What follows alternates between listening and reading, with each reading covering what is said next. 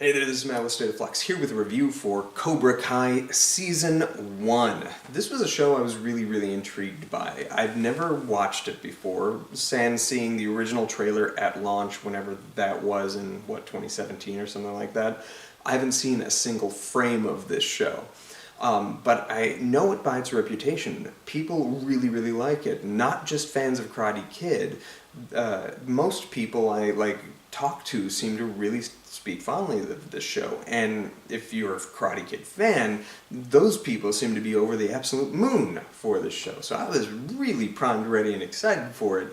And I was a little disappointed when watching the pilot episode, not because it was bad by any stretch of the imagination, but just because I don't know, I kind of was anticipating one thing and got another.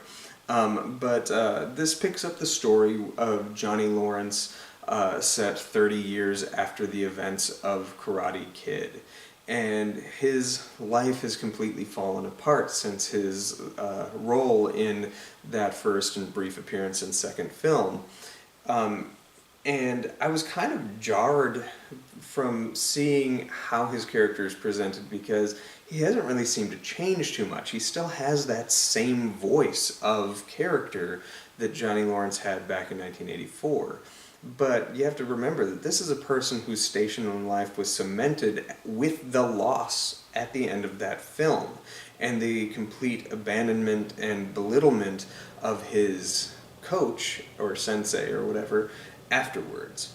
And that completely framed this man's life moving forward. Now, in that pilot, you do see brief glimpses of the quality of man that is buried beneath these layers of trauma, but they don't ever de-vilify him and whatnot. They just give you context to how and why he is the way he is and show you potential for growth over the course of the season, and that's where this show starts to excel.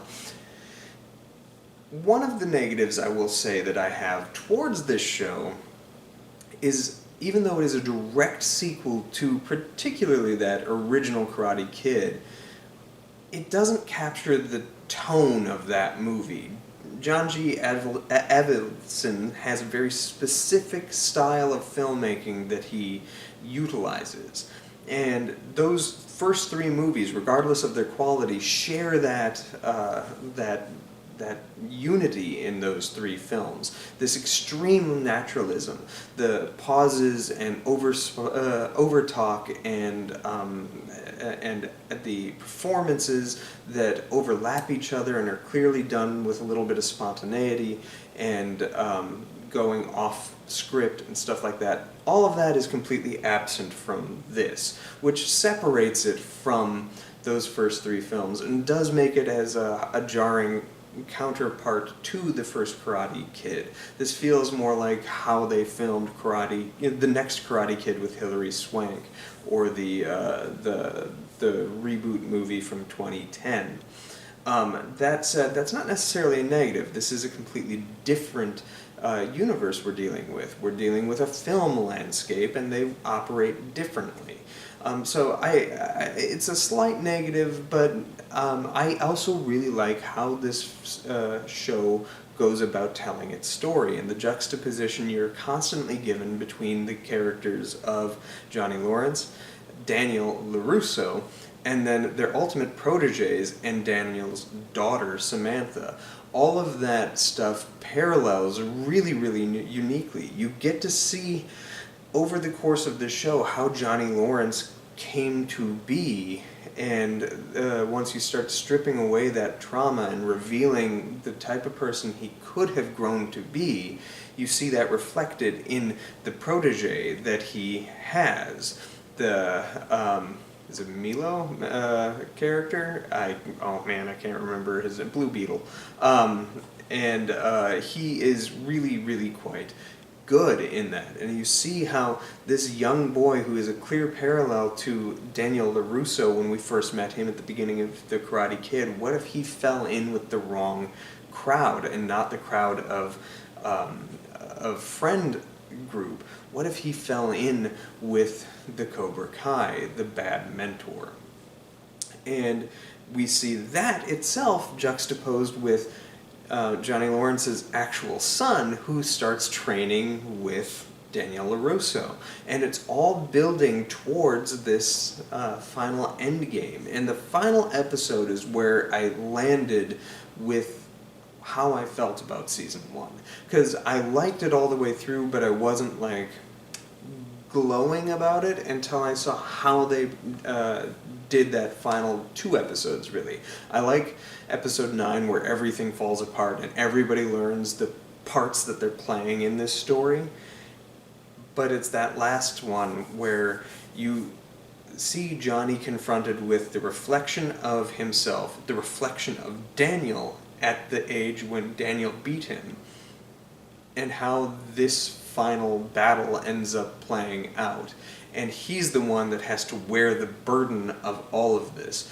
Daniel LaRusso has skin in the game, but it's not in the same way that Johnny Lawrence has it. And it is fantastic how it all falls into place.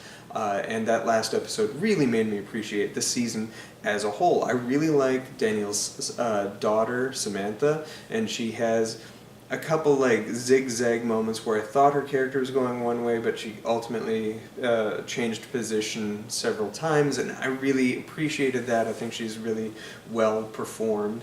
I think everybody is really well performed across the board. The show is pretty smart, and it's less Karate Kid and more Degrassi with karate. And that's not a bad thing. I'm a hardcore Degrassi fan. And so whenever you're dealing with the kids, it feels very Degrassi The Next Generation, one of the later seasons of that show. And that worked for me. But its true qualities lay in the character of Johnny Lawrence and how he grows and changes and evolves, and how he's reflected in the 2 kids who are the next generation of Karate Kids in this story.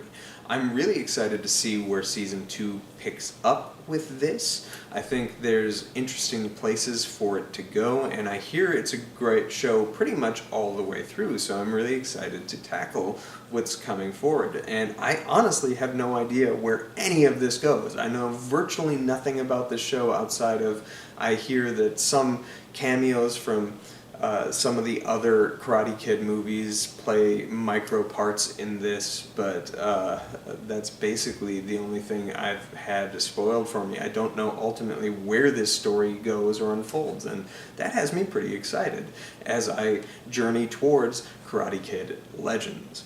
So let me know what you think of this show without providing any spoilers for future seasons in the comment area down below. Thanks for watching, like, subscribe, do all that good stuff, and peace.